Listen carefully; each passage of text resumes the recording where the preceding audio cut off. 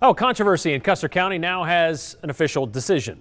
Custer County Planning and Zoning has now approved a conditional use permit for an airstrip on a family's private property. It's a story we've been following for a number of weeks now.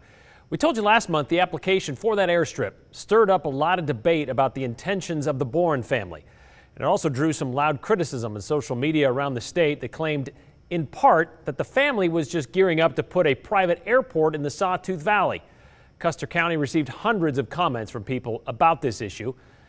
We wanted to address those criticisms, questions, and plans for the future directly with the family. So Gerald Paris asked Mike Boren about the controversy and the community claims that caused major pushback on the permit.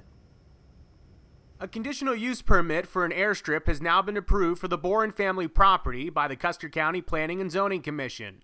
So, will you soon see development out in the Sawtooth Valley? I do not plan on building an airport in my home pasture. Never have planned on building one. Don't plan on any changes. No lights, no concrete runway, no other improvements. Mike Boren has been the center of controversy in Custer County. He says this grass pasture that he lands in will not be changing.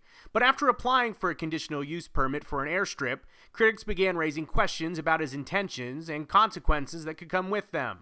Boren says there's only one intention behind the permit. Last summer, there was an accident on the highway by us, and people were severely injured, and time was of the essence. And Life Flight didn't feel that they could get close to them and ended up landing 8 miles away when our pasture with no obstacles and really a good situation was right across the highway. Getting a conditional use permit would allow Boren to get his grass pasture identified on official record as an emergency landing spot for things like Life Flight or pilots needing an emergency landing. It just seemed like a good neighborly thing to do to try and make it clear to people that here was a place that you could land in an emergency. That's all. That's the only reason we got to this point. During the permit process, critics raised other questions about the Boren property, like if additional buildings on it were built legally. That's another thing that was misconception. People thought that we'd been doing all this building on our property illegally. We have 3 buildings that we have built, and they all are permitted by Custer County. Went through the building permit process. Not only that, they all conform to all state codes and guidelines. Boren says the buildings, like his plane, are a part of his agricultural operation on the property. He fully acknowledges that he sometimes stores his plane inside with other equipment. As for the use of his plane, Boren says private property rights as well as the Right to Farm Act allow him to use his pasture to take off and land in. It's not unique to me. It's a common practice in Idaho and other agricultural states, particularly some of our surrounding states and Texas. Because of the large amount of public land in Custer County, Boren's ranching operation is spread out across a few private properties that are not connected. He says, like other ranchers, his plane simplifies taking care of his operation. They're so spread out that you actually can't get around to fix the 80 miles of fence that the elk are breaking down every day without having access to aviation. Same with actually trying to find your cows sometimes.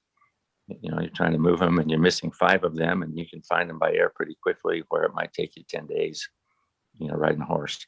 Boren says claims about his negative environmental impact on the area were particularly disturbing to him.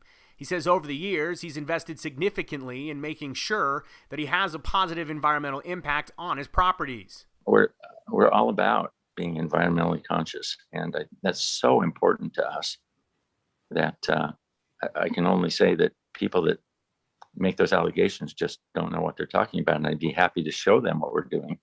Boren says he appreciates the recent conversations he's had with supporters and critics. For him, it's been a learning opportunity. He adds that his motivation has remained the same, to be a good neighbor. I've been part of Custer County my whole life. I'll be part of Custer County for the rest of my life. I learned all the good things in my life from people in Custer County, from the old neighbors that we had that kind of kept me in line and showed me by example that you should be a good neighbor and you should work hard all the way till the day you die.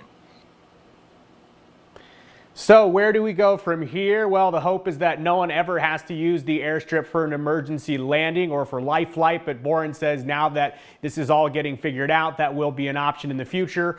Brian, we do know that there are some neighbors or people in the Custer County area that say they still have concerns with this project. It is still wait and see if they raise any new objections and where those would possibly go. But according to the county, it's all good. All right, thank you very much, Joe.